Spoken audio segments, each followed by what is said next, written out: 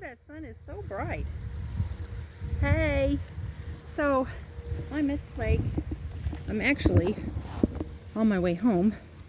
I had an appointment today, and anywho's, more on that later. So I wanted to talk about something that I read last night on Twitter, and it has to do with the issue of Donald J. Trump talking about Jeffrey Epstein's lawyer, former lawyer, is the lawyer who turned federal judge, and he is the one who issued the warrant for the whole search thing. So he was like that was a bad thing. Like that fact alone made it a bunch of hocus pocus. And that's what really caught my attention, because they've been talking about this ongoing, nonstop, on the radio, on the TV, on the whatever. But that tweet alone, that's what really, that is what got me. And so I thought, now that's interesting. Y'all remember the rape case where there was somebody that accused Trump and Epstein of raping some women or woman, and the case that went nowhere, right? Okay. So Epstein was friends with Trump, and then he kind of minimized his association with him when that was going on. But nonetheless, they were connected. So that doesn't mean his lawyer was his friend. I mean, it could have been somebody he never met, or they could actually be connected. So if anything, and hear me out, if anything, that would be like, is there a conflict of interest? Aren't they like do they have personal friendship? I mean, judges and lawyers, they all travel in circles, and so that it's going to be a hard argument to. But the way he was presented was like it was a bad thing. It would have been different if the judge refused to issue the warrant. Then the Dems could say, see, Jeffrey Epstein's former lawyer, he's friends with Trump, or was, and that's why he didn't issue the warrant. Okay, so that would have been an actual argument against the judge. But it's also the other thing that he said in close succession to that comment that really got me. And I'm like, okay, I'm not going to accuse Trump's son of deliberately, willfully deceiving people with his audience. But I'm like, he's a billionaire's son. I'm so sure that he has the really, really good education. Okay. Oh my gosh, look at the baby steps. There was a baby out here. Aw, that's so precious. Anyways, so here's the thing about his comment saying, of all the thousands of judges, that's the judge that issued the warrant. That should tell you anything. Okay. Here's the thing about judges.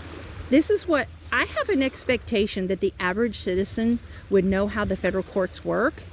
Wherever, if documents or something stolen and it's taken to a residence, that residence is the crime scene, and where that residence is where that's the district that the federal court and no other federal court can handle that case.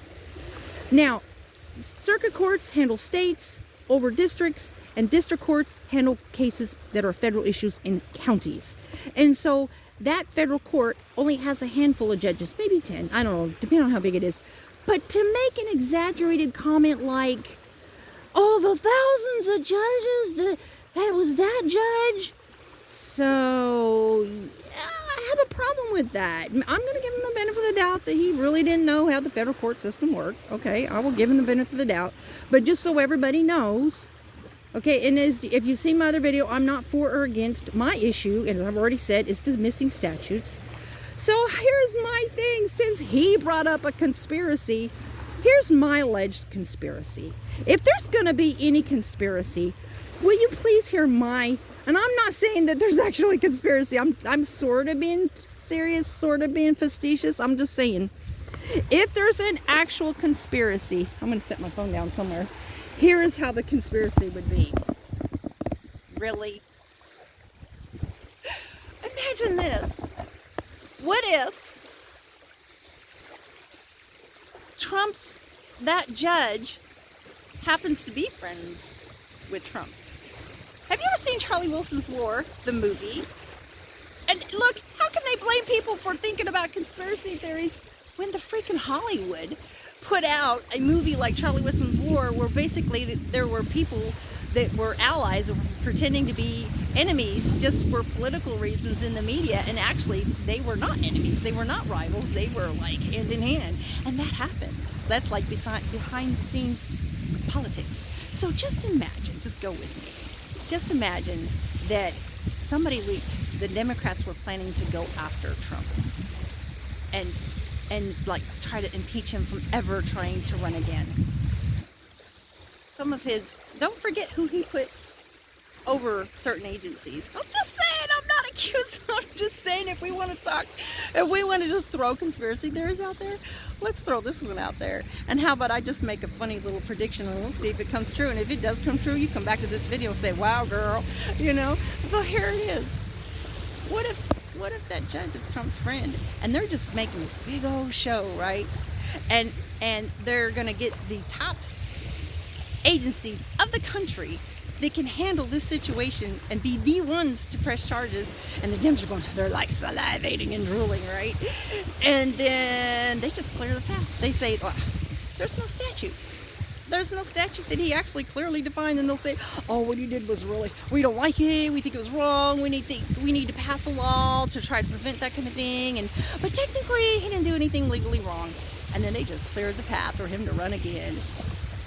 If there's any kind of conspiracy going on, let's just see if that happens. Okay, so they clear him, he runs again.